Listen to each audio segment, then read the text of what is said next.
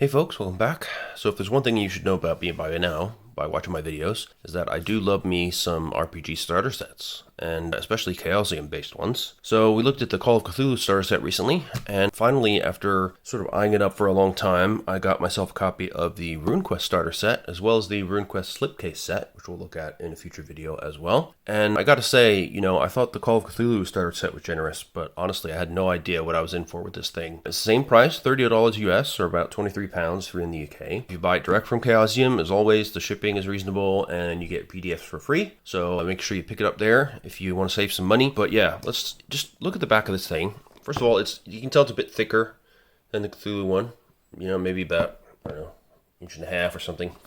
But then on the back, you've got this glorious stack of stuff waiting for you in there, right? So inside the box, we got Book 1, the rules, basic rules for RuneQuest, providing everything you need to know to get started on your heroic adventures. Book 2, the world of Glorantha. This booklet contains background information about Glorantha, the mythical fantasy world of RuneQuest, and the city of Johnstown. Book 3, Solo Quest, a solo adventure to teach the rules to beginning game masters and players, titled Battle at Dangerford. Book 4, Adventures. 3 adventures and adventure seeds for further adventures. Includes A Rough Landing, A Fire in the Darkness, and The Rainbow Mound. Ready-made adventurers, 14. Got ready-to-use pre-gen adventurers for you and your fellow players. 2 blank adventurer sheets, collection of references, of handouts for players and game masters alike, 3 maps including the city of Johnstown, its surrounding region, and the Rainbow Mounds, and a set of polyhedral dice. And on top of that, you got lovely Bronze Age themed artwork. For those who don't know, RuneQuest is a D100 based game created way back in the 70s. I think 1978, first edition came out by Greg Stafford, who unfortunately died a few years ago. But Chaosium got back the license from RuneQuest after it sat with the design mechanism for a few years, and they re-released it as RuneQuest Roleplaying in Glorantha with updated, beautiful, full-color hardcovers, the works, just like they did with Call of Cthulhu 7th edition, and the result has been fantastic. As you will see, the main books are gorgeous, and so is everything in this starter set. So, as per usual, we have a Read Me First, which basically just reiterates what's in the box, and also, helpfully, tells you what's not in the box. So, there's no character generation, there's no equipment beyond that used by the adventurers, there's no advanced combat options like phalanx, fighting, chariots, etc. There's no Rune Masters, which is a level of rune magic mastery you can reach in the full game. There's no sorcery or advanced spirit world information, and there's no sacred time or other campaign-oriented events. So in a full game RuneQuest, each session is played like a season in a year in RuneQuest's world. And at the end of 4 seasons, you have Sacred Time where you get to do, certain special stuff. So yeah, all of that is in the main books, but it's not here for you in the starter set, unfortunately. But you do get just an insane amount of stuff to give you a full flavor of the game. 14 pre-gens is astoundingly generous, and it gives you a sense of just how wide your range of characters can be. So book 1, we've got the rule book here with a really lovely image of 4 characters in gleaming armor. We've got one who's casting a spell of some kind. It's about, I think this rulebook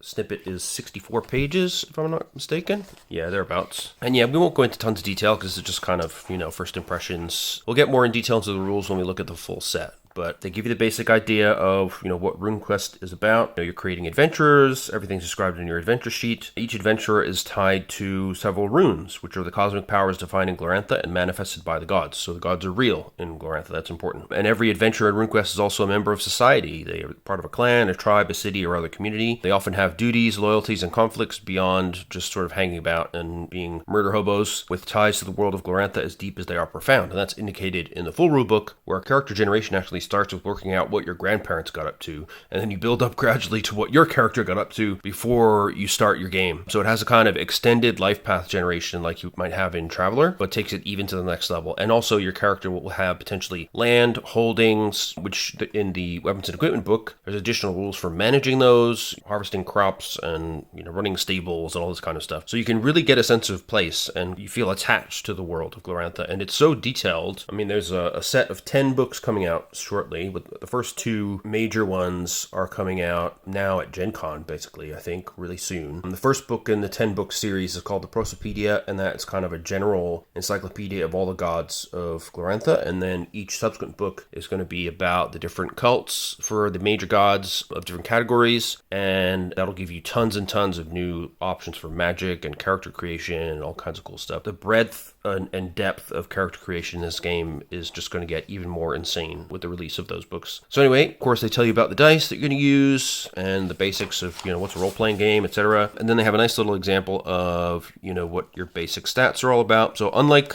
Cthulhu, your main stats are not multiplied by 5 and are not percentiles. We're using the classic style of, strength, con, size, dex, int, pow, and cha being 3 to 18, although this one has a 19 here in charisma, as you can see. So there'll be certain times where you need to, multiply your cha by 5 and roll against that. All the weapon skills you can see here, they are percentiles. So it is a percentile-based system. You notice that some of the damage can be complex, and that's because they factor in things like if you're using a lance, you're going to be charging, and that's going to add a bunch of damage, and broadswords incorporate your strength bonus and all this sort of stuff. And then you have a SR, which is strike rank, which determines what order you get to go in the combat. So you have like a base strike rank based on your dexterity, then you add your weapon strike rank, and that determines when you go in the turn. And there's a player aid for that, which we'll see later on. But like Cthulhu, you have a limited number of hit points, so it's a pretty scary game when it comes to combat. And there's only 12 hit points on this guy. You have rune points and magic points, and that's one thing about Glorantha as well, is that everybody can use magic. So unlike certain other fantasy games I could mention, D&D,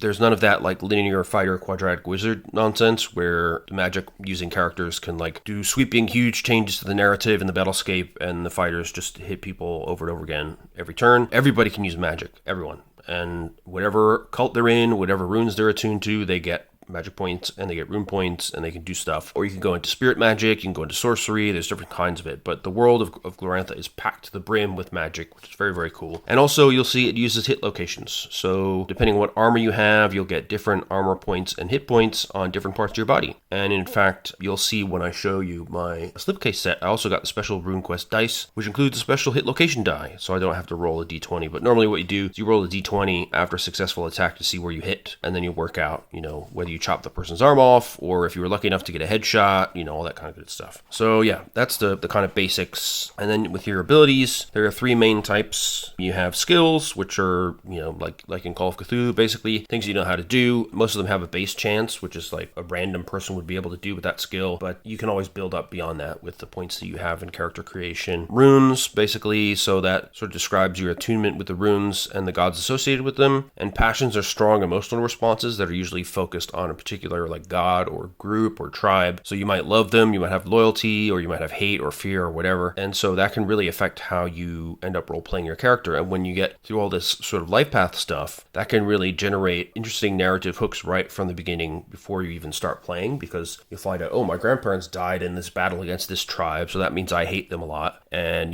then they, my parents were killed by a revenge strike from this other cult, and I hate them or fear them. And, every character is going to have all these kind of developments according to how their past unfolded and how their life unfolded, which is really, really cool. And it is detailed. It is a lot more intimidating than generating a character for Call of Cthulhu, for example. But once you get down, it gives you so much to work with right out the gate that I find it really fascinating. You also have reputation, which is basically the chance that when you meet somebody, the GM will roll some percentile dice, and if they're under your reputation, then they've heard of you. But usually at the beginning, almost nobody knows who you are. And here they talk about characteristic rolls, which, like I say, you just, if you do a strength check, you multiply strength by 5 and roll a d100 against that. So effectively, it's the same as Call of Cthulhu, but they're just not doing the multiplication on the character sheet. But, you can, of course, do that for yourself. And there's a little example of play here with a lovely illustration.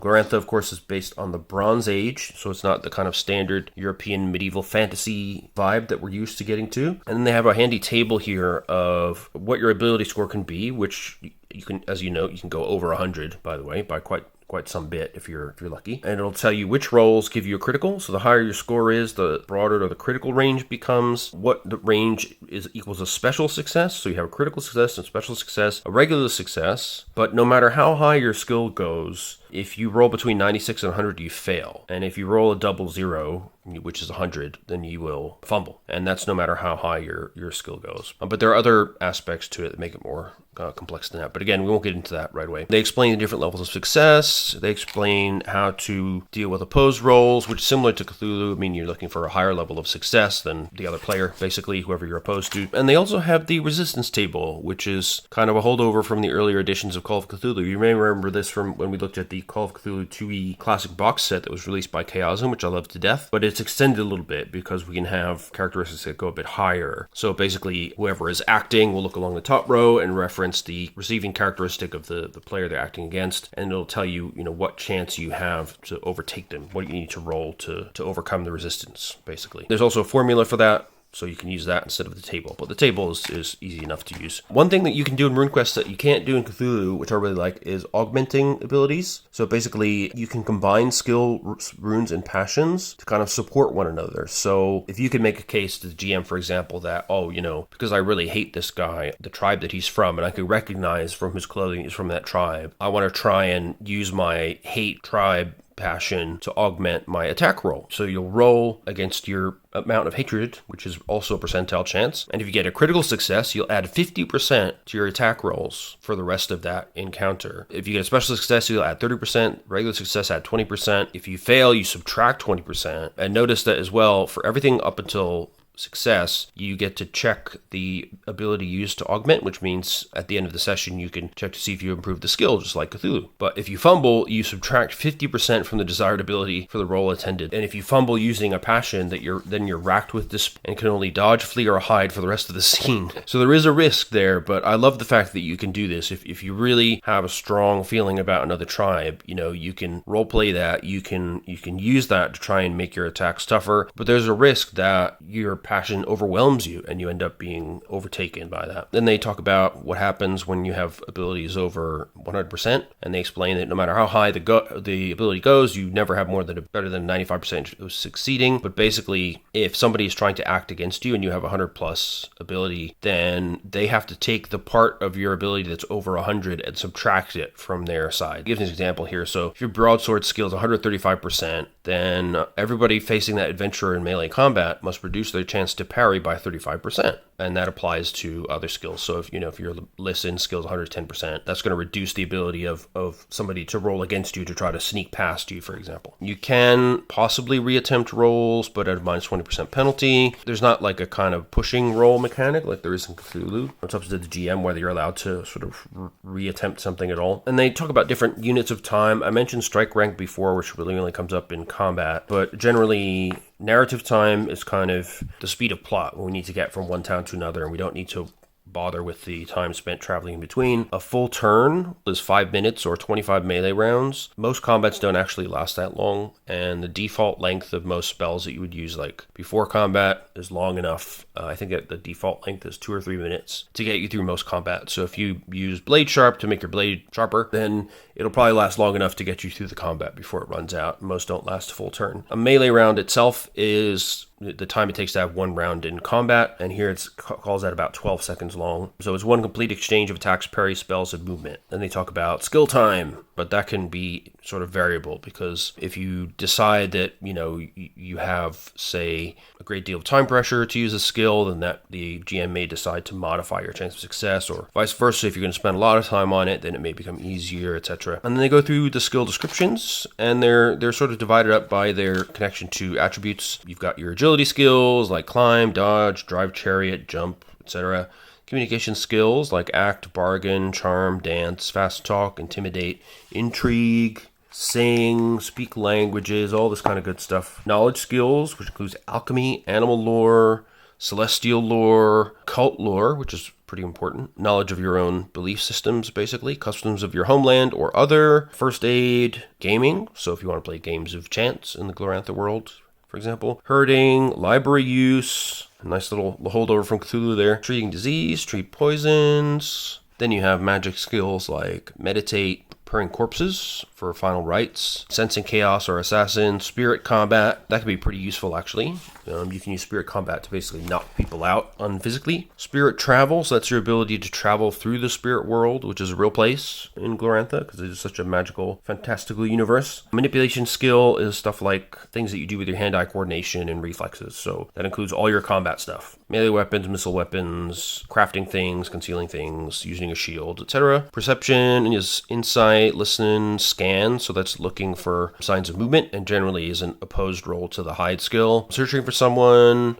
tracking someone, etc. Stealth skills, you have hide and move quietly. And then, so you have melee weapon, missile weapon, shield skills use a manipulation skill category modifier and can be specialized by a specific type of weapon or a more general category. All weapon and shield skills, of course, can be improved by experience. And that works the same way in Cthulhu. If you successfully use the skill during a session, you tick it. And then later, between adventures, you can sort of check if you learned enough to improve that skill. So you need to roll higher than the ability, and then you can either add plus 3% or plus 1d6%. So you can either get a reliable increase or you can get better results if you roll the d6. So it's a slower advancement, and they give you this reliable option, which you don't get in Call of Cthulhu. So that's kind of interesting. Then there's some more about passions. So the most common ones are devotion, fear, hate, honor, loyalty, and love. But there are also other possible ones like distrust, disrespect. Starting value for any passion is always 60%, but as you go through character creation, in the full books, you'll see that those can get much higher potentially, depending on what happens to you in your life. You can also be inspired by your passions. So, that allows you to try your augmentation action. Passion can be gained, basically, during play. So, if something story-wise happens that's significant, maybe, your parents got kidnapped by a enemy tribe or whatever, or your son was inculcated into the wrong cult, and then you'll develop a hatred or something like that. You can agree with the GM and add that, again, at the starting value of 60. Then we get into the types of runes. You've got elements, powers, and forms, and then there's also conditions, but they're outside of the scope of this starter set, basically. So the runes they do have in the starter set, we've got the element runes, which are darkness, water, earth, fire/sky, air, and moon. The power runes, harmony, disorder, stasis, movement, truth, illusion, fertility, and death. And the form runes, man, beast, and chaos. And there are more of those, of course, in the full rules as well. So there's stuff like plant runes for form and stuff like that. And then there are the condition runes, which aren't represented here at all. But more on that when we get to the full rules. Each rune spell is associated with one or more runes. So depending on what runes you're associated with through your cults and so forth, that'll determine what spells you might have access to. And you can use your runes as inspiration to augment skills as well.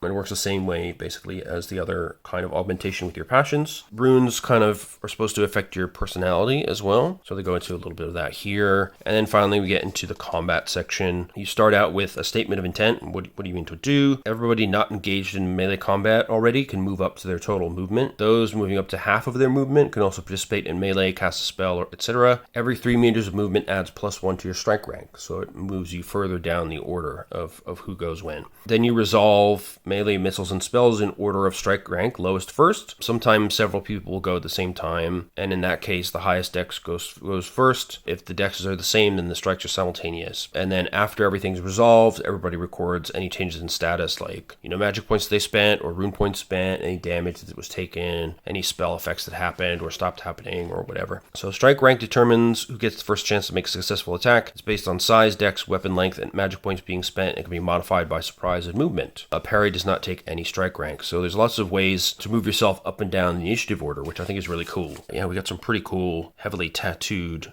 fighters over here on the left-hand side. There's some examples of strike rank modifiers. So if you augment, it doesn't cost anything. Augmenting with a skill as well doesn't cost anything. Using a weapon will be as per your weapon strike rank. Preparing a new spell or weapon will be +5.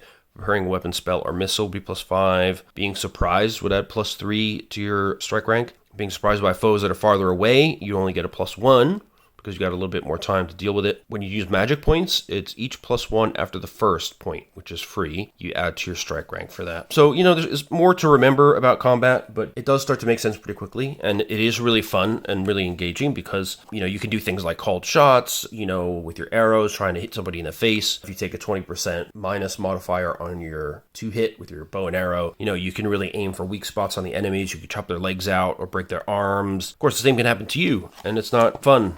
at times, but it does make it feel really consequential, and getting into combat is a big deal. So, you often try to parlay first and get yourself a tactical advantage before you really engage. They give you some nice tips about surviving as well, so always prepare, cast defensive spells beforehand, and weapon enhancing spells. Missile weapons can't be parried, so they can only be blocked by a shield, and that's only if the target was kind of ready for the attack, so be careful with that. Light armor greatly increases the chance of survival, and even if it's not that tough. Defensive magic as well. 3 points of the shield spell is the equivalent of wearing heavy armor, so that's worth bearing in mind. Magic is a game changer, so always consider using it if you have it available. And if things are going badly, don't give up the ability to just sound the retreat and run away. Better to live and fight another day than get, all your limbs chopped off and a total party kill. And not every fight needs to be to the death as well. I mean, most enemies are humans or creatures that are relatively smart and they have an instinct not to die. So when they're wounded, they might run away, and intelligent foes might surrender and give up. And that could be good for you. You could ransom them. You could, do all kinds of stuff with them when they're still alive that you can't do when they're dead. So don't always fight to the death. And that's something that I much prefer in this game than, for example, in D&D, where, every fight is to the death, basically. You're in an arena, and you fight, and everybody falls over and dies. And in old D&D, you have morale checks and stuff, which made human-type enemies, intelligent enemies, more likely to try to parlay or to run away if things were going badly, and undead didn't have that, which made them really scary. But then they took that away in later editions, and it's just kind of, you get into combat arena after combat arena, and I got kind of bored of it after a while. So now I play old D&D, but I'm also an old guy, so there you go. Then there's, some more details about attacking, parrying, and what happens in the case when you have a attack roll versus a parry roll. And again, it's an opposed roll situation where, you can end up with one player having a critical parry and the other one has a fumbled attack, and then tells you what to do in that situation. And then there's a d20 roll for fumbles in these situations. If you fumble your parry, for example, then, it could be that you can't parry next round, you can't attack or parry next round, or you might even drop your weapon or shield, which would add plus to your strength rank to recover, which would not be good. Strike rank, rather. There's another table here about dodge results, so you do have a chance to dodge to avoid a melee attack, but each subsequent dodge roll after the first is modified by -20. It's not like Cthulhu where you sort of get one dodge per combat round, and you have to kind of pick your moment. Can keep doing it, but you will get a lower chance each time. And you can also disengage from combat. So you spend one melee round basically doing nothing but parrying and dodging, and just turn and run. Then they talk about hit locations. So generally the attacker should roll. You can roll the d20 and consult the table, but it's worth bearing in mind that monsters often have their own hit location tables because they're not shaped like humans, which is also very cool. So if you're fighting a dragon, they have 4 legs, they have tails, they have wings, they have other things that can be hit, which will have different effects on them as well. So if the damage equals or exceeds the location's hit points, then depending on what is happening, which body part it is, basically bad things will happen. So your limbs will become useless, drop whatever was in that hand. If you get hit in the head, you'll be unconscious, stuff like that. If the damage equals or exceeds double the hit points of the location, you're basically completely incapacitated. So if you're hit in the head, chest, or abdomen with twice as much damage as your hit points in that location, you lose consciousness and lose 1 hit point per melee round until healed. If it's in the limbs, a living being cannot take more than twice the possible points of damage in an arm or leg from a single blow. The rest have no effect. Further blows to that limb affect the overall hit points of the character. If the location takes triple hit point damage, then a limb is severed or irrevocably maimed. The character is functionally incapacitated. If it's head, chest, or abdomen, you have instant death. So yeah, be careful about that. And then they show you a great little diagram about the different types of armor that can cover the different hit locations on a human body, which is helpful. So your helmet, your breastplate, your bracers for your arms, your skirt for your abdomen, greaves for your legs, all that sort of good stuff. And basically at the end of a melee round, anyone with 0 hit points is dead. So if somebody's about to go down, make sure that you plan to get some healing in, because if they do end up going down to 0 and the round passes and you haven't got to them and done the healing, then they will be dead. But you can heal quite a lot by magic, the first aid skill. Natural healing is really slow, so at the end of each game week, basically, you get a small amount of hit points back to a given location. Now we get an overview of the cool character folios that are in this set, which look really nice. So everything's nicely labeled. You have your name and background, you have your rune affinities, so elemental and power, and then your forms as well. Then you have the key statistics, so characteristics, attacks that are available, hit locations, attributes, so things like hit points, strike ranks, etc. A hit point tracker there. Then you have a hit location diagram to help you kind of visualize what's being lopped off in combat. Then you have the name, their cult, reputation, and ransom value, their skills and passions. So skills with the tick box next to them, and passions as well with the tick box, but shaped differently and not associated with an attribute, as you can see. In section 12, then some characters have a mount or a pet or an ally, and that'll have their stats here. So she rides a bison and has its own hit location table because it's a bison. How cool is that? And it can attack and charge people and stuff and trample them. It's great. Then you have their starting gear, treasures, and abilities. Any items you might acquire during the adventure you can write down here. Then their magic spells that are available. So every initiate of a cult is taught these common rune spells and can cast them with your rune points. 16 is your rune magic spell specific to your cult and are cast using one of the listed runes, so you'll need to roll against the appropriate rune affinity over there. 17 is your rune points, so this is a tracker for how many rune points you actually have available. I think the default for pretty much everybody is you start with 3. Then you might have spirit magic spells as well. If you want to cast spirit magic, you roll against your power times 5. And then you have your magic point tracker down here as well. So they are used as a resource spent for spirit magic, and they're just equal to your POW stats, so they're really easy to come up with. Then we have a full example of combat, which is nice. Bit more about magic, so how you can increase your casting chances through things like meditation, doing rituals, augmenting with other skills. And so the benefits of meditation are increased depending on how much time you spend in meditation. Likewise, if you do a ritual, it has to be at least 30 minutes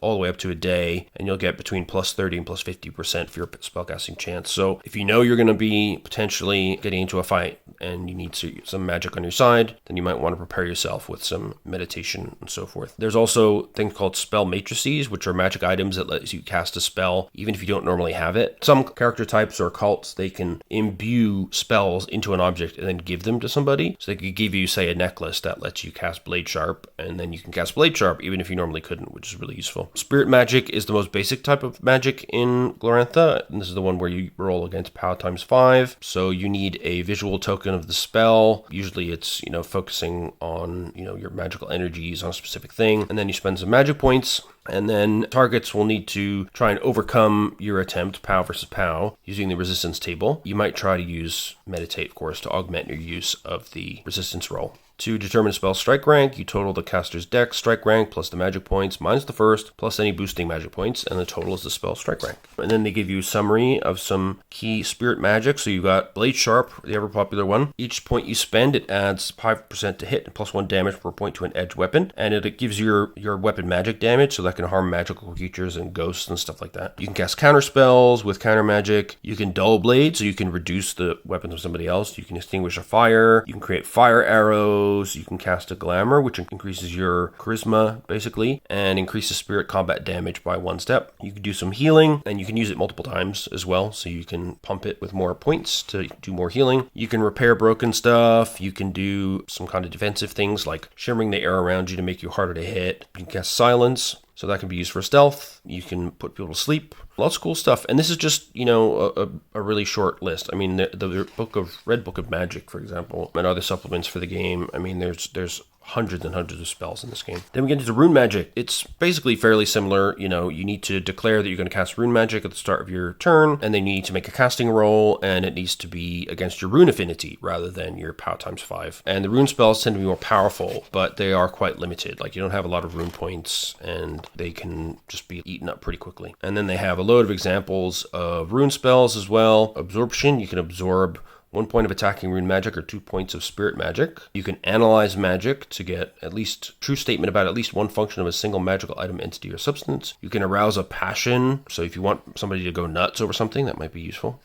There's all kinds of stuff. You can gain +6 to size and 4 points of armored all hit locations by giving yourself bear's skin. You can get bear strength to double the target's strength, which is nuts. You can become another sex, which is interesting. You can go berserk. You can blast the earth. You can bind a ghost. You can give yourself claws. I mean, there's loads of really crazy stuff you can do. Dismiss spirits, dismiss magic. You can be totally invisible and soundless in darkness with Dark Walk. You can discorporate to enter spirit form and enter the spirit world. That's a ritual spell. I mean, there's so much cool stuff. I mean, I love the fact that, like, there's all these amazing cool spells and everybody can use them, and everybody has some way to kind of throw a monkey wrench into the fight by, getting some weird magic in there.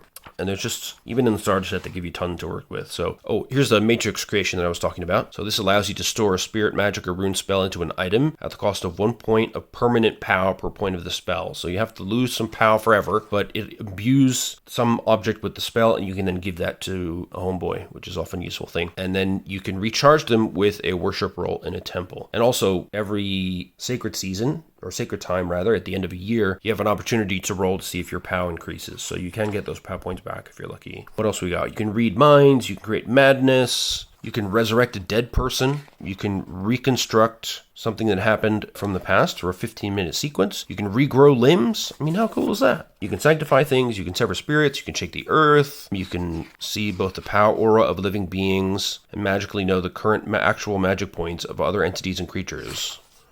You can go into a sword trance. You can summon elementals or healing spirits. You can also get divine intervention from your gods. There's a little bit of stuff that you can do in the spirit world in the beginner's game here, but there's a lot more about this in the main book. It's not a major part of what's happening in these adventures, but you can do quite a lot of shamanistic spirit magic and wander through the spirit realms, having adventures, engaging in spirit combat, or traveling through the spirit world to do interesting quests and stuff. You can also bind spirits, be possessed by spirits. There's also sorcery, which is used by the Lunar Empire and the Lancor Mai cult. It's more complex than other forms of magic, but it also draws power from the runes. However, it's intellectual, relying on manipulation of runes through techniques to achieve desired results. And of course, there's more on that elsewhere beyond this the scope of these rules. So here's a few key rules just to handle some situation that might come up when players do something unexpected. So the called shot rule is in here, how to deal with chasing, darkness, defenseless opponents, when you try to disarm somebody by damaging the weapon, knocking the weapon away, or entangling the weapon, degrees of illness caused by disease and how you deal with that, damage from drowning or asphyxiation, falling, fighting while prone, which sometimes happen, but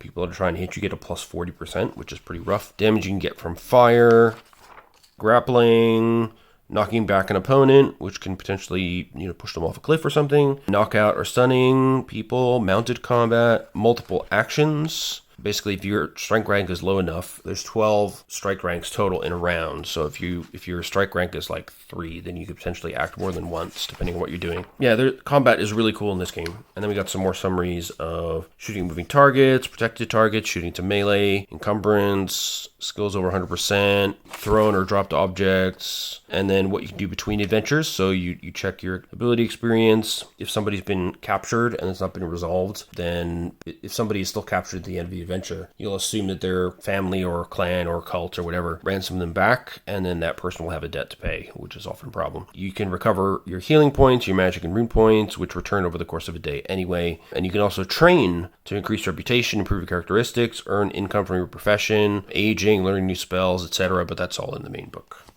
And that's just book 1. Can you imagine?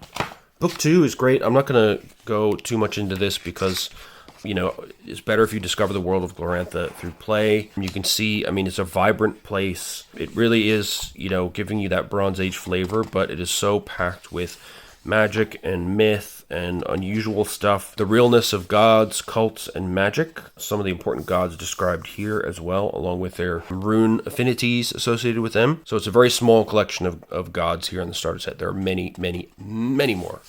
Then we have some talk of the elder races. So these are Eldriami, are basically elves, but they're more like plants than mammals. The dragon newts, they're related to dragons, but they're kind of humanoid. The Mostali are what we might call dwarves. You've got the merfolk, so they are water-breathing dudes. You've got the trolls, one down here, and you've got the brew. They are a chaos species and brutal beyond belief. The less said about them, the better. Many other obscure or lesser creatures live in Glorantha. Centaurs, ducks, intelligent baboons, merpeople, giants, Morocanth, newtlings, scorpion men, and wind children are only a few of the many lesser elder races. So there you go. Unique aspects of Glorantha. So hero questing is unique to the system as well. This is this idea that basically it's a magical act where mortal beings directly interact with Gloranthan mythology. It's unpredictable and can be really deadly. You're basically kind of going into divine realms and enacting your own mythology, and you're not bound by the normal rules of physics or reality, so it can be really crazy. I think there's going to be more about running hero quests in Glorantha in future volumes of the RPG. I think maybe the mythology volume that's coming out might deal with that. I'm not entirely sure. The other thing is that, as I mentioned before, there's a real sense of community in the game. So you're part of a tribe, you're part of a cult, you'll have different backgrounds that provide many opportunities for social ties, family ties, obligations. You might need to worry about getting back home and getting the harvest done, or, spending some time with your family to run the store or whatever. And all these things give you a sense of place. And they talk about seasons in Glorantha. So you have sea season, fire season, earth season, dark season, storm season, and then sacred time. So basically, it's right before spring, and people try to celebrate, and religious persons participate in reenactments of their creation myths. The mass release of energy during the season is a major factor in rejuvenating the cosmos. Failure to complete these acts results in chaos seeping into the world. So actually being, a proper worshiper of your god is really, really important in this game. If you don't do it, then chaos can seep into the world and mess everything up. Other unique aspects of the game, you have ideals and motivations through rune affinities and passions. You have skill-based advancement instead of like level-based or class-based. The different types of time scales through which time can pass. So dealing with seasons, sacred time, etc. And of course, the deadly combat. So you get really gritty, deadly blows. You can chop off limbs and impale people with a spear, and it's dangerous and lots of fun. And of course, there is Gloranthan money, and there is opportunity for open sexuality. So Hayart's laws recognize 4 sexes: female, male, neuter, and both, and at least 6 genders: female, male, Vingan, Nandan, Hellering, and none. Unmarried sex between adults is not frowned upon. Marriage is still significant. It means a huge commitment, but basically Gloranthans are really tolerant of all kinds of gender identities and whatever kind of sexual life, which is great. Marriage, however, is a very much a divine oath enforced by your god, so don't break it. The Gloranthan world is flat to make all the flat earthers very happy. It's got a red moon, which you can see there. The main part of the game in the core takes place in Dragon Pass. If you've ever played the computer game, The King of Dragon Pass, you will have been somewhat familiar with this geography. And Sartar is the homeland for a lot of adventurers. There's a lot of storm-worshipping hill tribes there, and they recently liberated themselves from the yoke of the Lunar Empire, which began the so-called Hero Wars. The Lunar Empire are basically really nasty dudes. They're the sorcery-using, chaos-loving people that nobody likes. But there's many more lands around as well. You've got Isrolia, which is rich and civilized and matriarchal. You got the Grazelands, inhabited by the Pony Breeders, which is quite rigid and patriarchal. You have the Prax, which are barbarian nomads. These are people that ride bisons, lizards, llamas, impalas, rhinoceroses, and even horses. They're warlike and proud and distrust outsiders. And then it goes through the different tribes who all sort of attach themselves to a different rideable species. You got the Kingdom of Tarsh, which is a province of the Lunar Empire. Then you have the Old Tarsh, which are poor but proud and fierce. They view themselves as the rightful rulers of Tarsh and see lunar Tarshites as temporary usurpers. You can just from a glimpse of this, you can see, this is the most detailed fantasy world you'll ever see. They sell the Glorantha Slipcase Set on Chaosium.com, which is 2 gigantic 400-page books that detail every little thing on this map and in the whole world of Glorantha has an entry. It's truly insane. But you don't need to get into all that, you could spend your whole game in just one part of Sartar, and run around in the spirit world and do fun stuff. Oh, and by the way, these mythic illustrations, which you'll find in the main rule set as well, are just absolutely fantastic in this version of the game. I love everything about them. They really evoke the vibe of the game so perfectly. Each god's type and approach is really reflected, in these illustrations, and they've got that kind of ancient feel. They've got a sense of fear and awe about them. I just love them. And I can't wait for the new cults books to come out, which are filled with those kinds of illustrations of the many gods. Yep, then we got some more stuff about the Empire of the Red Moon in Peloria. Then some details about the liberation of Sartar, which changed the shape of Dragon Pass. Then we got details of the city of Johnstown, which is kind of a typical place in Sartar. And I believe that's where the adventures in the box set will actually take place. So this is kind of the Johnstown area in this map here. So we got the Milani lands, the Colmar lands, Dinacoli lands, Wolfland, Kinsana land, Johnstown here in the middle. and Colbrea lands. And within those, we have some key features. There are altars, small villages. Johnstown is a reasonable sized city, judging by the size of the icon here, as is Runegate over there. The rest seem to be relatively smaller towns, and it runs through local villages. You know, what people tend to do. Most people outside the city are farmers, basically, since we're talking about the Bronze Age here. Then we get into the city itself, and including a lovely map here, which you can see. So we've got the upper city and a lower city here, both surrounded by walls, of course, because you never know who's coming for you. And there's a merchant's quarter, market areas, the great market down the middle here, the south market. The scholars live around here, the crafters over here. And in the upper city, you have the assembly grounds. You've got temples and important stuff up there. Yeah, so loads of detail about the key areas you need to know about for the adventures, which is great. And then we have key people in the government, and they're all fully statted out for you.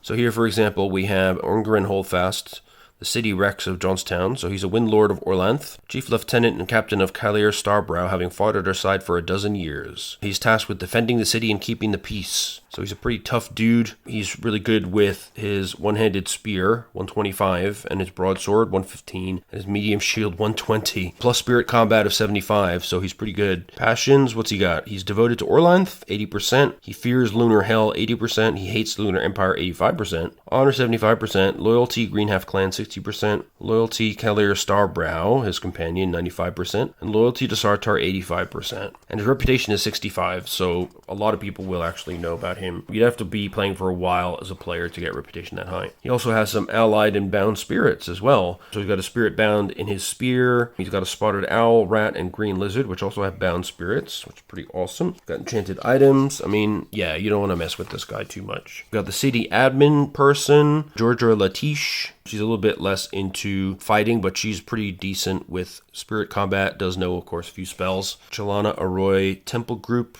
So they have some allied and bound spirits. Their only weapon is spirit combat, but they're quite good at 70%. And they also use some sorcery. That's interesting, as well as rune spells and some common spirit magic. This woman is the high priestess of the healing goddess. So there you go.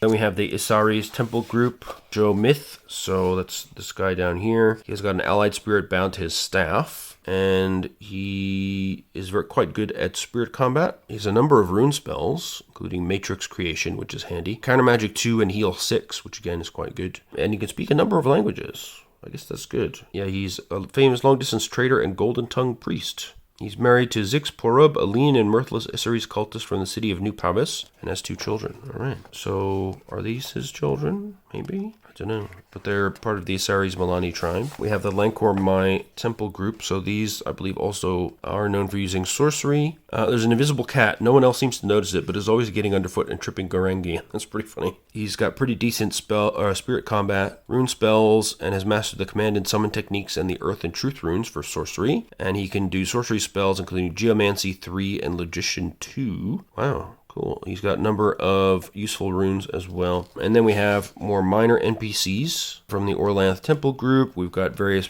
representatives of different tribes. And then we have sort of your average members of different tribes. So typical Orlanthi Thane will have stats around about this. Here we have a member of the Sensina tribe, Yarina the Short. I see lots of people using spirit magic, but not actually carrying any weapons. That's interesting. We have Sarostip Prince Killer. He's a sword lord, so he's got loads of stuff, including a great sword. Damn. And an iron broadsword as well. So it does double damage once armor is penetrated. Doesn't sound very good. Yep, after the NPCs, we've got some descriptions of key buildings. Again, we've got a zoomed in version of the map. So just to make it clear where each individual building is, so you can really get into the details here. You know, where you can buy key stuff like tools, torches, horses, an inn for the night, foods and flatbreads and dresses and drinks and cloaks. Where to buy some healing or poison repair or regrowing a limb. If you go to the Chalana Arroy Temple, its healers are renowned throughout Dragon Pass, and it's a famous sort of hospital, so you can pay them to help you out if you get really beat up in combat, which is cool. Then they explain a bit about the scholars' quarters, various temples of the Red Harlot,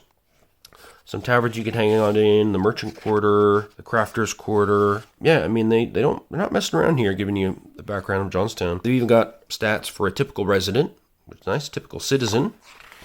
We have typical Johnstown City Guard, typical militia member, typical merchant, typical free sage, typical thief, typical lunar resident, watch out for those guys, and then some hot tips on where to go near Johnstown. So a few useful settlements. Apple Lane, which is described in detail in the RuneQuest Game Master screen pack, which I will talk about when we talk about the Slipcase set, a setting for the adventures in that very generous package. And here we have a full-on big style map of the Johnstown area, which includes, you know, a nice legend showing you villages, hamlets, forts, fortresses, dragon newt plinths, inns, ruins, and different types of roads, which will affect your travel in different ways. And then a few more lists of locations as well. Yeah, so that's only 2 out of 4 books, guys. This is an insane set, honestly. There's so much cool stuff in here. Book 3, though, we're just going to slam right through it because this is the solo quest. So once you've read the rules, you've read about the setting, you kind of want to take a dive in, but maybe you're not ready to fully play or do some GMing, so you do the solo quest. And it's kind of a choose your own adventure, and they recommend it for both players and game masters to help you get into the vibe of RuneQuest. So, you know, you'll choose what you do, but instead of just like, if you choose to do X, go to page 3 or whatever, you'll be rolling things on your character sheet and doing proper RuneQuest stuff and having battles and things. This is the Battle of Dangerford, I believe, this adventure. So we'll just flip through, look at some of the artwork real quick. I mean, that's pretty badass. Very Bronze Agey. Different types of altars. Worshipping the ancestors. Yeah, I mean, as usual with Chaosium, they do not skimp on the presentation. The starter set is, I mean, the amount of content is amazing, but also somebody had to draw all this. Who did that? You know, cool touches of flavor. Like, that's what a lunar shield looks like. I like that. Yeah, and so it walks you through all kinds of useful stuff. You know, trying to sneak past people, doing spirit combat, doing different kinds of, you know, melee combat, missile combat. You know, all the rules you need to kind of have a little experience with. There's touches of those in here. So it'll help you get comfortable before you sit down and you open the final book, which is the Adventures, which again, we shall jump through with alacrity here because I've already been talking forever and I don't want to spoil stuff. So from this point on, only GM should be reading this. Of course, if you are buying from Chaosium, again, don't forget you have the PDFs, so you can always distribute everything else to your players and tell them to do the solo quest, and just don't send the book 4. That's what I did, and it's working for me. I myself need to do a solo quest so that I kind of feel more confident what I'm doing, but it is close enough to Call of Cthulhu that I don't feel there's really too much for me to pick up. I mean, obviously there's all this magic and stuff, but, you know, hit locations, strike ranks, you know, remembering that stuff, I think, will take a little bit of time, but with the wonderful Game Master screen in the full set, I will cheat and use that with the starter set, and I think that'll help me quite a bit. Ooh, Scorpion Man. Gross. What is that? That's also gross. Yeah, I mean, there's some nasty business going on here. But again, you know, they've been really generous here. We've got 3 full-on adventures. You know, they're all highlighting kind of different aspects of the setting from what I understand. So some are more like investigative, some are more like political, some have more combat. You know, some have more kind of building alliances and dealing with clan infighting and stuff like that.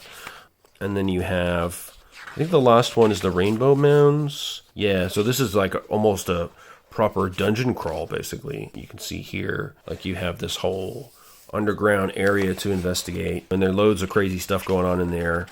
Really dangerous adventuring, but there are tunnels, there's cool mushrooms to eat, all kinds of stuff in there. Again, you know, I don't want to spoil too much here, but yeah, I really love the variety of these adventures. I've had just a brief look, because I will be GMing this for sure.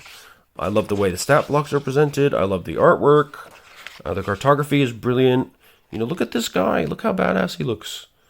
I mean, you know, the layout and you know, the way that they've made this GM friendly. Plus, you've got rumors and gossip and adventure seeds that you can use to kind of spin off. You know, depending on what your characters do, they might have changes to their passions, their ambitions, their alliances, and that could drive adventures all by itself. You might not even need to, you know, think about, there are additional publications that they mention here. So the Game Master screen comes with 128 pages of adventures, which is amazing. You also get, there's a couple of adventure collections, Smoking Ruin and Other Stories, and the Pegasus Plateau and Other Stories. And if you want to use kind of bestiary type monster hunting as a adventure drive, you can do that with the Fantastic Bestiary as well. But honestly, I mean, the characters have so much depth, and there's so many ways for them to change over the course of an adventure that there are tons of opportunities for great, just picking up on threads that your players left behind. So now we've got our unbelievable stack of 14 pre-gens. Okay, so we got our friend Mulan, Vasana's bison, and this is Vasana, but I think the bison is more important, personally. Each folio comes in the same format, so you get their basic kind of backstory here, starting with their grandparents, you know, so they were generated properly, as you would do with the full rule set. Some tips on how to play. So your lance attack while riding your bison is huge damage. You've got good rune spells for combat, but you don't have many rune points, so use Demoralize to get an advantage on your opponent. Your high death rune makes you a warrior ascetic. You ignore pain and pleasure. Your high air rune makes you passionate, proud, and violent. And you can see her rune affinities here, kind of bearing that out. So she's big on movement and truth. Air is at 90, so she's really locked in there, and death as well. And then when you open it up, we see the same arrangement that we saw in the rules book. So we've got stats, so attributes and attacks, then hit locations, attributes, a hit point tracker, a hit location diagram, skills here, passions here. Then we've got the bison info, which is always very important. Starting gear, so she's got basically full body armor, pretty much. A 10-point magic point storage crystal, and a bronze image of Orlanth that adds 10% to worship Orlanth. And she's got 20 lunar in coin. And then we've got her spells on the side here. So common rune magic and the page where you can find the details on, which is very handy. And rune magic that's particular to her cult. Her rune points, which are only 3. And her available spirit magic spells. But she's got a lot of magic points. That's pretty fantastic, actually. So you can use Demoralize quite a bit. And you can also use Heal 2 quite a bit, which is helpful. So that's Vasana and her bison. Then we have somebody else. Yanioth Varina's daughter, apprentice priestess of Arnalda of the Arnaldori clan of the Kalimar tribe. So she is a natural born leader with charisma 17, but not much of a fighter. Plenty of healing magic, heal 3 for minor wounds, and heal body for someone near death. Your charisma rune spell makes you socially unstoppable for 15 minutes. You have many strong passions. Your earth elemental is a game changer, but it costs all of your rune spells to summon and command a medium earth elemental. And your high fertility and earth runes make you worldly and pleasure seeking. Your high beast rune puts you in touch with your base instincts. And that's really key about Glorantha, is that, you know, you should roleplay them in line with the runes and the cult that they're in. That's really supposed to be defining the base personality of your character in a way, and then their passions are the things they want to act upon in the world, either what they value the most, what they hate the most, or what they want to change the most. So she has a bunch of that stuff. She's got a lot of loyalties here. She hates the Lunar Empire and is devoted to Ernalda. And we've got her Earth Elemental here. She can summon 3 different sizes depending on the rune point cost. So a large one, they've got strength 29, hit points 29, damage modifier 3d6. Wow. So, and they can engulf foes in a pit equal to their volume. And it then closes the pit, doing its damage bonus to each hit location engulfed. Yikes. So it can lop somebody's legs off, basically. She's got a dagger, composite bow, a decent spirit combat. She's got a few more, well, she got one more rune spell than Vasana over there. And certainly summon Earth Elemental seems quite powerful. But the healing and charisma stuff is really useful as well. Yeah, and she's got heal wound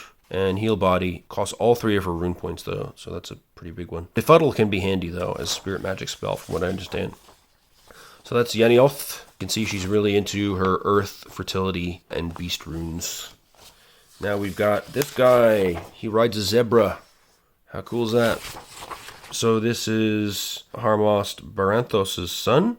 Harmast is my name, and I'm the firstborn of the great chieftain Baranthos. He's a chieftain's son, very intelligent, with a good bargain and manage household skills, but a charisma of only 10, so people don't pay attention to you. Use glamour to raise your charisma. Okay, so he's big on the air rune, big on harmony, and big on movement, okay? Her strongest passions are love, family, and loyalty to Sartar. You're a skilled melee fighter and excellent armor, but few hit points. Better as a duelist than a brawler. Pathwatch is useful when on the road or if fearing an ambush. Your high harmony rune makes you a natural peacemaker. Your high air rune makes you passionate and proud. You're not a particularly good rider and can barely fight while mounted. Okay. Pretty nice looking armor, though. Like, protection 6 on the chest and the arms and the abdomen, and on the legs as well, so pretty heavy armor. Strength is not spectacular, but you can still get good damage out of these broadswords, which he's 100% in his broadsword skill, 80% at medium shield, so he's very accustomed to those two. Spirit combat less so. Only 10 hit points, so he does want to get that damage in quickly. And yeah, he doesn't have a mount as well, which is for the best according to the description. But he can use Farsi Glamour for his charisma problems. Pathwatch to help with looking out for ambushes. Yeah, he can command some spirits, dismiss some magic. You know, his basic common rune magic that everybody can do. He hates gray dogs, loves the family, and is loyal to his tribe, clan, temple, and to Sartar itself. Alright, now we got this guy with Cousin Monkey. Oh, I love Cousin Monkey already. I don't know anything about him, but I love him already. So this is Vishy Dun, known more in the spirit world than this one, a shaman of the Blue Llama clan. Ranged far and wide, seen much war and death. Okay. Alright, he's a proud Praxian nomad of the desert plains, very smart and a good leader. Strongest passion is your loyalty to Argrath. Use it when appropriate to augment your skills. You're not a good melee fighter and have no armor unless you cast your shield spell. Your spirit combat is extremely good. Use detect spirits and spirit screen liberally. Second sight can let you assess how powerful a spirit is. Your ability to communicate with the local barbarians is limited. Speak slowly and loudly. Okay. Cousin Monkey is wonderful fun. Play up his antics. Fantastic. Rune-wise, he loves man, and he's sort of spread around a bit. So man and death, I guess, are his main joys. A bit of moon as well.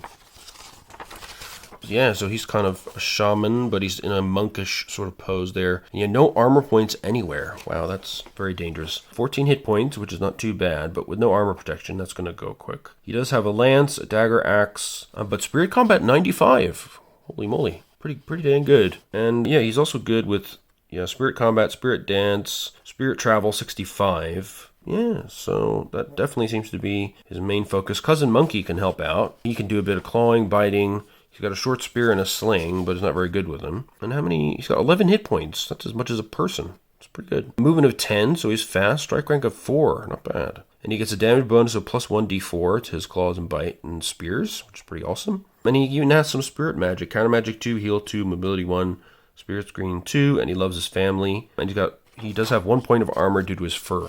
That's awesome. He's also got a high llama. So he's got 2 companions. How amazing is that?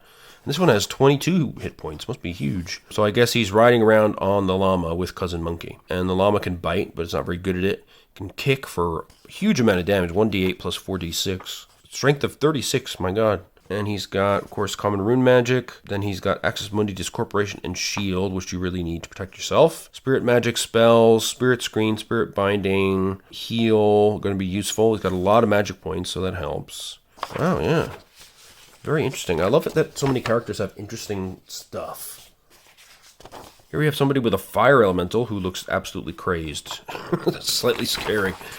So who is this? We have Vostor, heavy infantry soldier from Dunstop and Lunar Tarsh. My name is Vostor, though I am a deserter, I am no common traitor. Okay, that's what they all say. You're a lunar soldier who has joined with his former enemies. Decide which of the other characters is the leader and support them like a good soldier should. You're an all-around tough soldier with good skills, good damage, good armor, and good hit points. Your best passions are loyalty to Fazur Widereed and honor.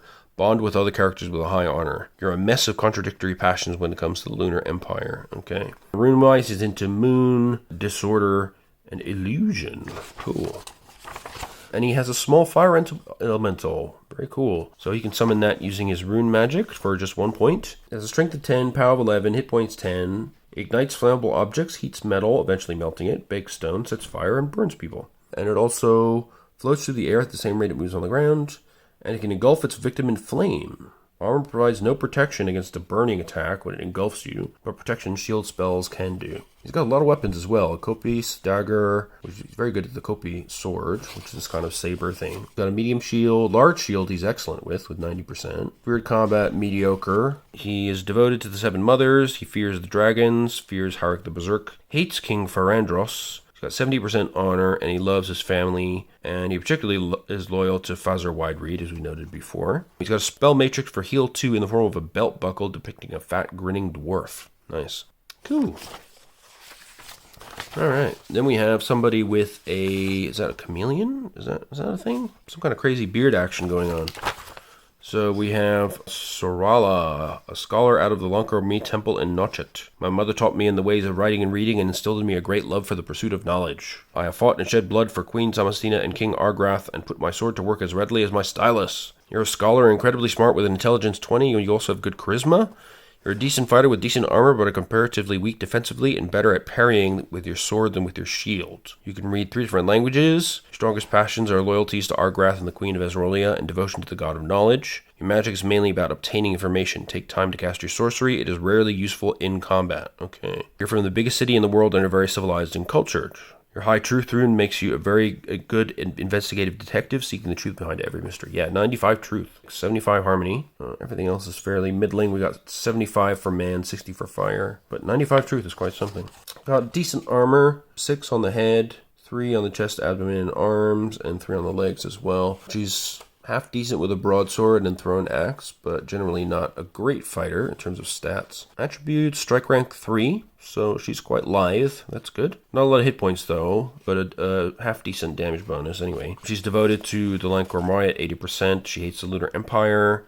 Got high honor of 80% and a lot of loyalties as well. She has some sorcery. So logician at 10% to any knowledge skill per point of spell strength. She can reveal rune, reveals the target's strongest rune within a range of 20%. Additional strength identifies the next strongest rune. And then Solace of the Logical Mind defends target against mind-altering magic. Defeat an unwilling target's magic points with the spell's strength and a resistance roll. While in effect, Sorala cannot invoke or augment with any passion. Okay, wow. Quite strategic spells there. You really got to be thinking ahead to use those. She's got a small stone figurine containing a fine magic matrix. It costs 1 rune point to use find magic within rune spell range unless shielded by 3 meters of soil stone, etc. Okay. Oh, so that's what... Okay, so that's what that is. It's not actually a crested dragonite. It's just a figurine containing a spell. She does have some rune magic as well. Analyze magic, clairvoyance, and knowledge. Again, not very useful for combat. So she's more about investigation. What's her charisma? Not bad, 15. Dexterity, 17. Yeah, so she's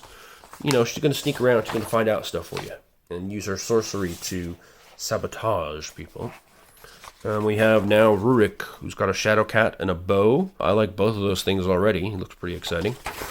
So, this is Nathim, son of Neon. He's a sturdy, quiet man. Okay, you fight with your bow and have good perception skills. With multi-missile or speed art cast, you are very dangerous. You're mediocre in melee combat and have little armor. However, you have a lot of hit points and very high constitution, so you can take quite a bit of damage. Your rune magic can make you very strong or make you larger and give you more armor. If you use claws, it starts at only 35%. Your Shadowcat Rurik is a stealthy sidekick and surprisingly dangerous against unarmored foes. Yeah. Your high beast rune means you are better with animals than people, and your movement and disorder runes likely keep you wandering. Your passions are strongest about your kin back in Old Tarsh, and some may require some role-playing to work into play. Cool. So yeah, he's got a high beast rune there in opposition to man. 90 movement, 75 beast, so he loves to run around. And disorder as well is pretty high, so he's just wandering around the place, really. He's got 5 points of protection for his head, for some reason. Not much on his arms, chest, and abdomen, just 1. But more on his left arm, I guess, because that's his bow shooting arm. Yeah, so he's decent with a composite bow at 70%. Not very good with anything else, really. He does have his Shadow Cat with a strength of 36, which is amazing. He can do 2 claw attacks for 1d6 damage. And he can rip for 3d6 damage at strike rank 8. That's pretty awesome. And of course he has his own hit location table because he's a 4-legged beast. And you got 14 hit points and strike rank 3 and healing rate 3. Not bad. Then we've got bear skin, bear strength, and claws for rune magic, which are all really helpful for a guy who is not particularly talented or well protected in melee combat. And the spirit magic like mobility, speed art, etc. will help you use your bow to greater effect. So that's pretty cool. Alright. There's so many characters. I love it. Now we have a riding horse. So this is Aranda of Notchet, a citizen of Notchet, the greatest and most magnificent city in all the world. Okay. A skilled fighter with your axe and shield and have excellent armor and good hit points. From an ancient noble family from the biggest city of the world. And despite being a sacred killer, you are very civilized and cultured. Okay. Earth Shield is very effective against a foe that does a very large amount of damage. Slash is a good damage enhancing spell. Berserker dramatically increases your offensive abilities, but is best when you are really desperate. Your best passions are your various loyalties, your honor, and your devotion to your grim goddess. Your high death rune means you ignore pleasure and pain, while your high earth rune means you are practical and worldly. Your high status rune means you value order and stability. 75 in stasis, 95 in earth, wow, and 95 in death. Alright. So, she does not in fact have a riding horse, they were just showing us that to taunt us, but she does have excellent armor, AP 6 all around, which is good. She's got 100% rating in a one-handed battle axe and 60% in two-handed. She's got a medium shield for 85%, pretty dang good. Yeah, so she's definitely one for fighting. She's got devotion to Babister Gore, her god, honor at 60%, and a few love and loyalties, but nothing super major. Got some basic rune magic, and then she can cast Berserker, Earth Shield, and Slash, as described in the previous page there. Plus she's got Blade Sharp 2, which is helpful, Demoralize, which is also helpful, Heal 1, which you can stack, and Vigor. Not too bad. So yeah, I can see her being pretty valuable in the battlefield, that's for sure. Now we've got somebody, looks like he's from the desert, I'm guessing, and a sable antelope. So this is Dazarim Crescentblade, bandit of the Sable Rider tribe in Prax. Okay. Proud Praxian nomad from the desert plains. There you go. Smart and a good leader, however your ability to communicate with the local barbarians is limited. You're very skilled with the kopis and are better at parrying with it than your shield, but you have poor armor, so you're weak against missile weapons. Your strongest passions are fanatical devotion and loyalty to the White Bull. Use this to augment skills when appropriate. Your rune magic helps you fight in the dark or underground. This is good because you must challenge all darkness creatures on sight to first blood or beyond. Oh. Okay. Your high truth rune means you despise lies and deception. You're a straight shooter and would rather say nothing than say something deceptive. I like that. I identify with that. 90% truth, 90% movement, and 70% fire, and 60% moon. Not much in the way of armor, unfortunately. He's got 2 on the chest, and 1 on the abdomen, and nothing anywhere else. But he's quite good with the kopis. Strike rank 6, 85%. Not so good spirit combat. So I think he's going to need to use some magic help here. Oh, he does have a sable antelope to help him. They can do either a butt or a kick, or bite or kick in a melee round. So they have fairly low percentage, but again, pretty high damage. 2d6 plus 2d6. Strength rank 7. So if you get hit by a headbutt or a kick or a bite from this dude, it is going to hurt. So watch out for the antelope. Would be my recommendation. He's got quite a lot of hit points at 16 as well. I mean, they're not that big, I think, compared to a horse or something, but he does pack a punch. Well, not a punch, but you know what I mean. He unfortunately must challenge all darkness creatures on sight to first blood or beyond. Interesting. His God Yel Malio protects him from fire. Half damage from all forms of fire. That's pretty useful. Cool. I like that he has an antelope that can kick people. Alright, now who we got left? We have only a few more. This is Ionara, granddaughter of Thiralda. Ionara is a smart, charismatic leader and someone who incarnates the destructive aspects of the Earth Goddess. A good fighter with your mace and shield and decent armor, however you have very average hit points. If you fail to parry, things can go bad very quickly. Your strongest passions are your devotion to Marangor, the Earth Shaker, and to the Feathered Horse Queen. This will require role-playing to work into games. Create, Fisher, and Shake Earth are both very useful in desperate circumstances, but need a lot of rune points. And your runes are filled with conflict. Your high death, disorder runes make you destructive and more willing to tear things apart than build them up. Your earth and fire and sky runes tear you in opposite directions. Your high truth rune means you despise lies and deception. Interesting. Yeah, so you've got 75 in fire and earth, 85 in death and disorder, and 50-50 between man and beast, 50-50 stasis movement.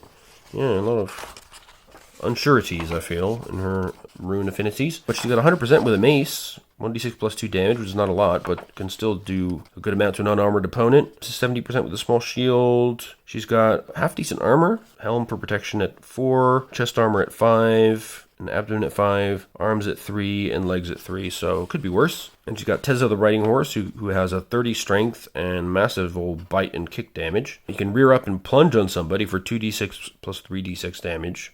Strike round 4, and can trample 4d6 to a downed foe. Normally, a riding horse will only attack if its life is threatened, such as by a serpent. But I guess if you could use it to trample on opponents that have fallen over if you were in control of it. That's kind of cool. And yeah, she has these earth rune spells, Blast Earth, Create Fisher, and Shake the Earth, which sound awesome. But yeah, they cost a lot of rune points to be particularly effective, I guess. They also got some spirit magic spells, Bludgeon, Disruption, Heal, and Vigor. Pretty typically useful spells. She's got a finely made lyre with magical properties that gives her plus 20% to play instrument skill. So what's her play instrument skill? 45%. So if she's playing her finely made lyre, she gets 65% for playing instrument. So she might be able to entertain. It's always nice. And her armor modifies move quietly by minus 25% while worn. Okay, so it's a bit clunky, I suppose. But yeah, very cool.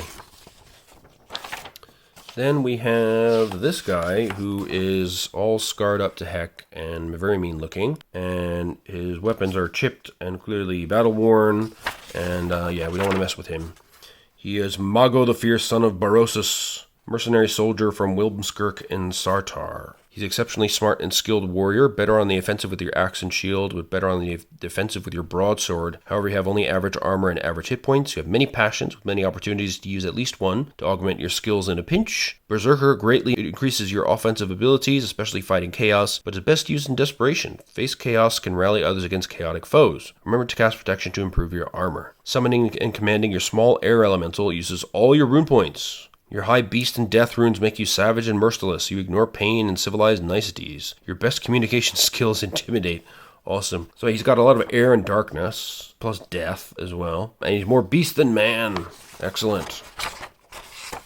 Not very good armor, even though he looks cool. Just 3 armor points in each location. But damn, he's good with that battle axe. And he's got a good strength. So he gets 1d8 plus 2 plus 1d4 to battle axe. But his strike rank 8. So not super excellent. Same with the broadsword at 85%. So he's not a fast one, but he will hit you. And yeah, his best social skill is indeed Intimidate at 55%. Also Speak Hjortling, but I guess that doesn't really count. His knowledge of battle and cult lore. Battle he's pretty good at. Cult lore not so much. His rune spells, we got Berserker, Face Chaos, and Summon Air Elemental. So he's got 2 healing potions to heal 1d10 each, that's useful. And a bronze votive image of Stormbull that adds plus 10% to worship Stormbull when used. And he's got War Booty worth 180 lunars, that's the currency of Glorantha, of course. He's also got Demoralize, which is handy to further break down his enemies in the face of his berserkerness. Fanaticism and Protection 2, so that'll help his low armorness. Excellent. Then we got some creepy guy with a serpent, look at that. Very creepy, and a big eye scar. That's even creepier. I'm not sure about this man. He's Macario, son of Tharasa. He's a healer. Oh, okay, well, I was wrong about that. He's a pacifist sworn to non-violence. Wow, okay, I really misjudged this guy. Try to resolve every obstacle without letting the others resort to violence. In any case, you will never willingly harm an intelligent creature or needlessly cause pain to a living thing. Your strongest passions are love, family, devotion, Chalana Arroy, and loyalty to the Kalimar tribe. You tend to support other adventurers from that tribe. You have powerful healing magic, including the incredible ability to resurrect the recently killed. Use it sparingly. You do not have that many rune points. Harmony and sleep are good non-violent ways to overcome dangerous opponents without harming them. That's a good tip. Yeah, so he's very good at air, fertility, and harmony. So these are all quite peaceful areas as far as runes go. He's got no armor whatsoever because he is a pacifist. So, but 15 hit points, I guess it could be worse. Combat skills are all garbage. Spirit combat is garbage. But he does have a companion serpent, which is awesome. It only has 3 hit locations, tail, body, and head. Hit point 7. And it has some spirit magic, a befuddled, distraction. It has a passion of devotion to Macario, so 60%. It has scale armor, which gives it nothing. This says AP 0. It has dodge at 50%, hide 70%, move quietly at 80%. Makes sense for a snake. Note, Whisper does not fight either, of course. But look at all the passions he's got. Devotion to Chalana Arroy, the healing goddess. Hate for the Lunar Empire. Hates the trolls. But he does love quite a lot of people. A lot of loyalty there. So Harmony, Heal Body, and Resurrect. Resurrect is very rare, very powerful. Heal 2, very useful as well. And Sleep, of course, is a good one. As well as Harmony for kind of non-violent resolution to combat. Interesting. So we've got a pacifist in the group. That's pretty cool. Then we have a tattooist of some kind, apparently. And I guess she's done some on her own face there.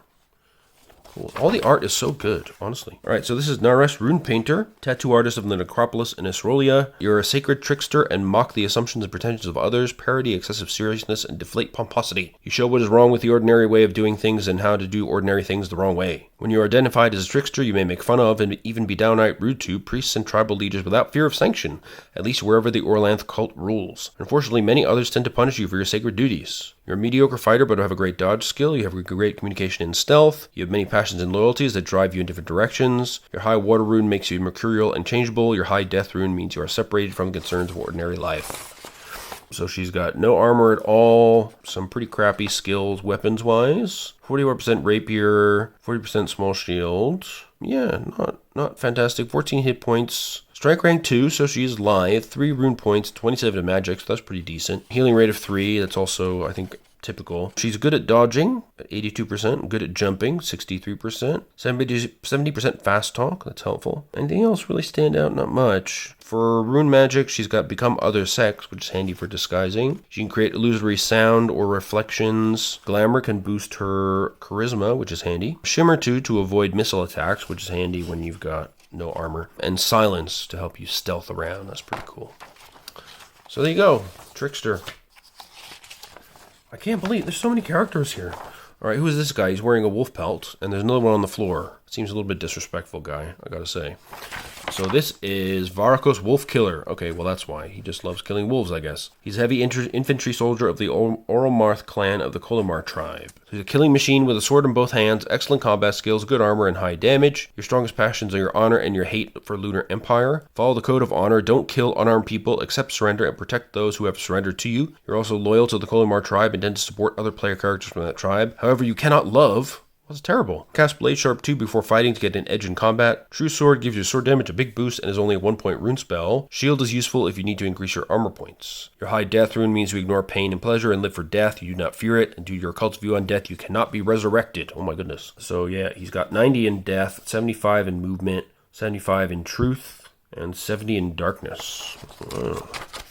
A bit of an edgelord, this guy. Great armor though. 5 for the head, 6 for the arms, 5 for the chest and abdomen, and 6 for each leg. Not bad. 90% broadsword damage, and you got a short sword in the left hand for another 65%. And they're strike rank 6-7, so it can kind of go one right after another. He's not so good with all the other stuff, javelins and daggers and whatnot, nor spirit combat, but yeah, he's definitely an in-your-face, hit you with the sword kind of guy. He's got heavy scale hauberks. Yeah, he can't gain any love passions. If he does, he cannot cast rune magic or restore lost rune points until he has atoned. He also may never be resurrected. He's got a Humakti gifted broadsword inscribed with death runes, which does double damage to wolves after armor. Golden armband of a coiled serpent with 2-point strength spell matrix. Adds 10% to agility and manipulation, increased damage bonus by plus 1d6. Wow. Got a lot of stuff going on. So you can detect truth. Oh, that's handy in a social situation. Shield, again, on top of his already pretty good armor. That's pretty handy. And True Sword, which boosts your damage a lot and doesn't cost a lot. Blade Sharp 2 will give you advantage as well. That damage out there in combat or to deal with magical opponents. Detecting enemies is handy if you're looking out for ambushes and so forth. Yeah. I don't like that he kills wolves all the time because I'm a dog person, but there you go. Oh, now we've got our 2 blank sheets. So these are handy if you want to use this kind of folio style for creating a character when you get the full rules. It's nice that they include that, even though you can't, there's no character creation rules in the game in this box as such, but it's nice that they're there anyway. And now finally we're down to the last little bits here, guys. So we've got some maps. This is another map of the Johnstown area in northern Sartar here. Oops. So yeah, nothing we haven't seen before. Where is Johnstown? Right there. There it is. Yeah, so just a really nice poster-sized version of the map in the rules book, and handy to, think about where you want to adventure next when you're done with the adventure book. On the flip side, we have the nice full-size map of Johnstown itself, with a full legend for all the main areas and buildings, all the critical locations, all laid out very nicely. And a nice high paper quality as per usual. Pretty good. Then we have a third map as well. This is for the Rainbow Mounds. I'm not going to show you the other side because the other side is like the GM side that tells you where stuff is. So this is the player safe side.